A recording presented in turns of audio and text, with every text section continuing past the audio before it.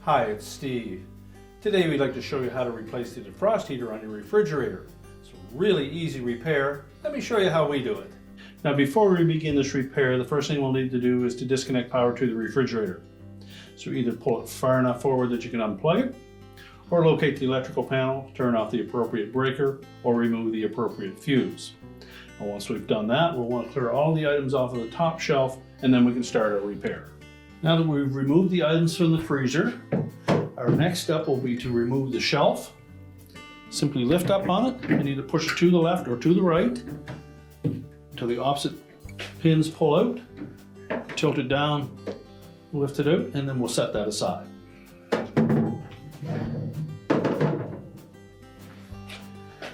Now our next step will be to remove the air cover at the back. It's held in place with 2 screws down into the floor of the freezer. So we'll remove those 2 screws.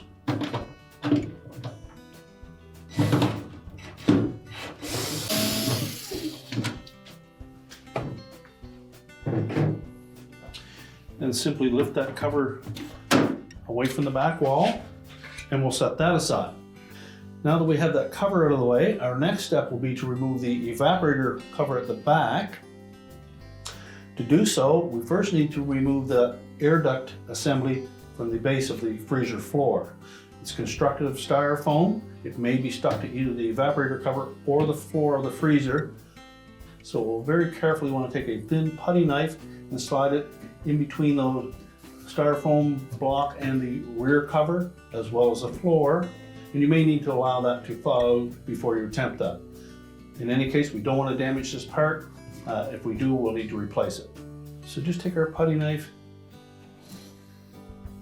very gently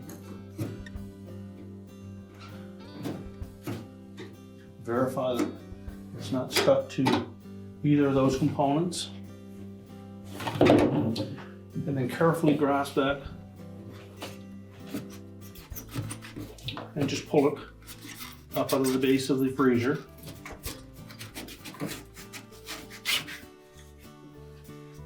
Be very careful not to damage it. And then we'll set that aside.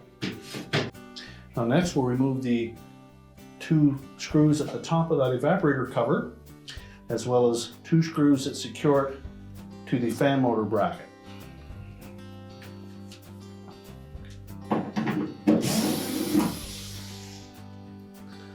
The screws that secure that back cover to the fan motor bracket are typically 1/4-inch hexhead screws.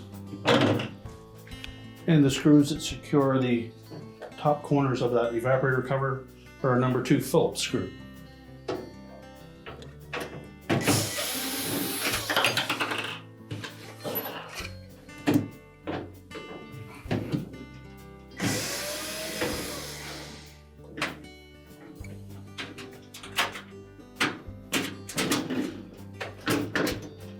Now with all of the screws removed, we can then just tilt that evaporator cover slightly forward, and then we're going to pivot the right hand side out first so that we clear that harness connector for the ice maker on the left side, and then we'll set that aside. Now the defrost heater is located across the bottom of the evaporator. It's held in place with a spring clip in the center and 2 metal tabs, one on either end of the evaporator mounting bracket. So we'll begin by disconnecting that mounting bracket in the center. So very carefully with a pair of needle nose pliers, we're just going to lift that wire hook off of one pass of that evaporator tubing, and use caution when working in this area as those fins are quite sharp. Now if we look under the bottom of that evaporator on each end, you'll see a little metal tab. We're just going to very carefully bend that towards the back. Do the same on both sides. Now with those 2 tabs released, you should be able to gently manipulate that heater so that it drops down. You can then access the wire terminals on the end. So carefully remove the wire terminals from the end of the old element.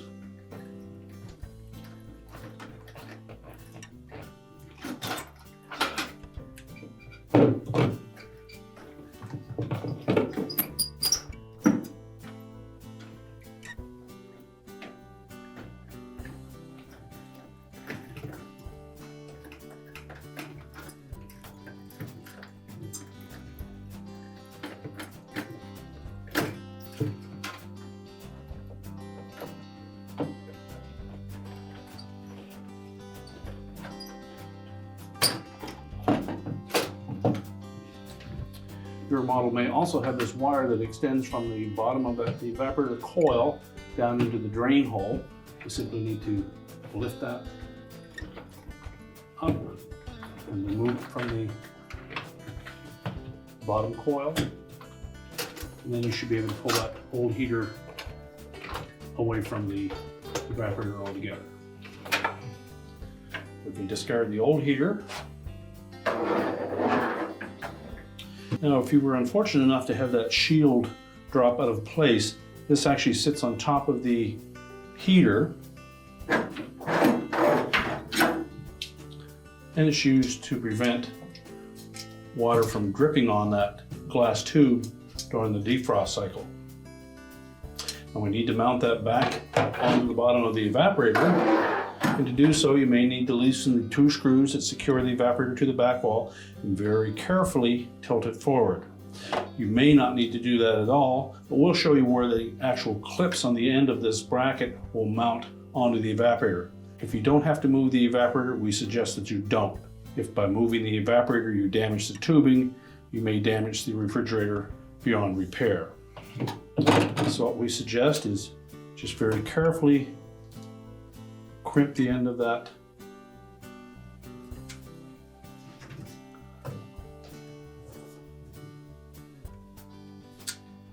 and then we're going to slide that into the center of the evaporator from the bottom with the crown side facing up.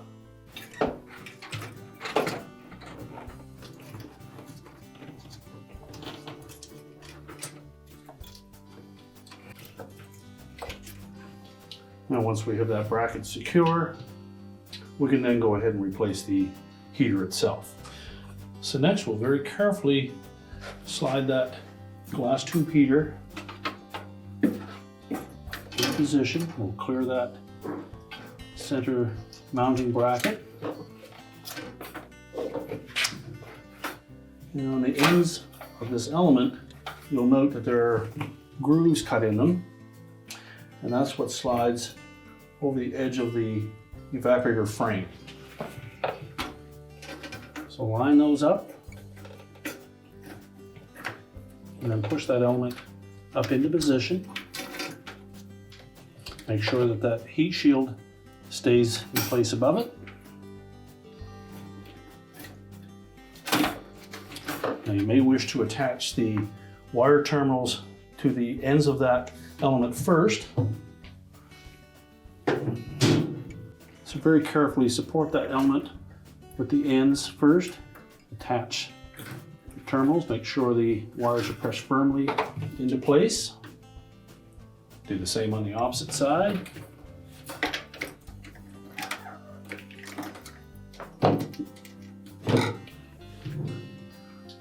Now our intention has been not to touch the glass on that element any more than we have to. You should wipe it clean once you're done handling it, and then we'll press it up into place.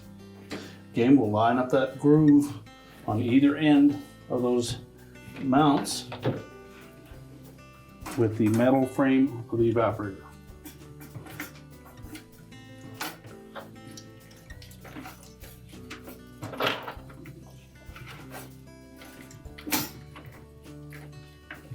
That should allow us to push that element right up tight to the heat shield.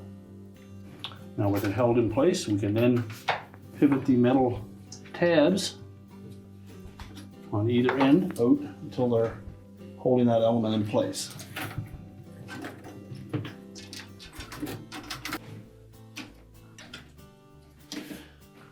Well, we'll hold the element in place until we can reattach that center mount. You note that there is a block in the center of that will encapsulate that heating element. So make sure that it pivots into position properly, lines up over the center of that glass. And then while supporting both the back of that bracket and the front, you squeeze that together and make sure it sits on top of that second row of tubing. Next, we'll take the extension for the heater that fits down into the drain hole.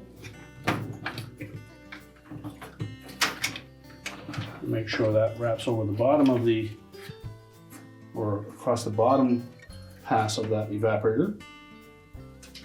Verify that the harnesses are tucked in on both sides.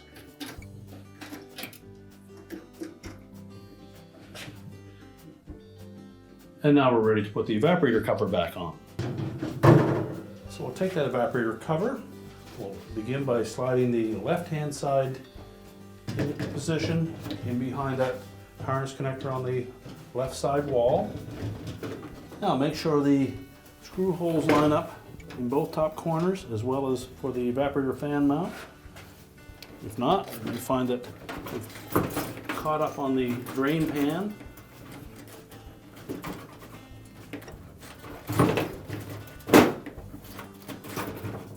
So just make sure that when we have that evaporator cover in place, that the lower edge is in front of that plastic mount for the air duct, and that all 4 screw holes line up, the top 2 corners and the 2 for the evaporator fan motor bracket. Now we'll secure it.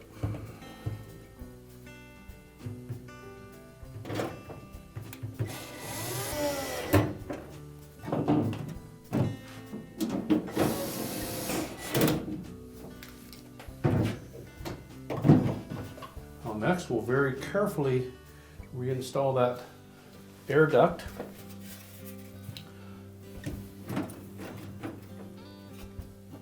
It should slide in fairly easily. We don't want to force it. Make sure it sits flush on the bottom and is tight up against the evaporator cover.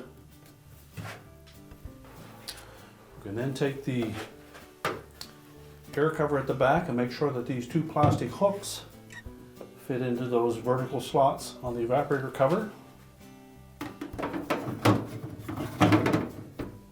So lift it up fairly high, drop it down into place, make sure it's locked to that evaporator cover.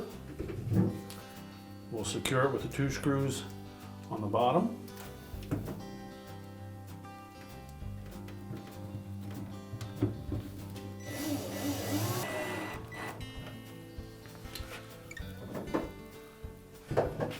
We can then reinstall the shelf. We'll begin by tilting it either way. We'll line up 2 of those pins at the top, lift them up fairly high in those slotted openings.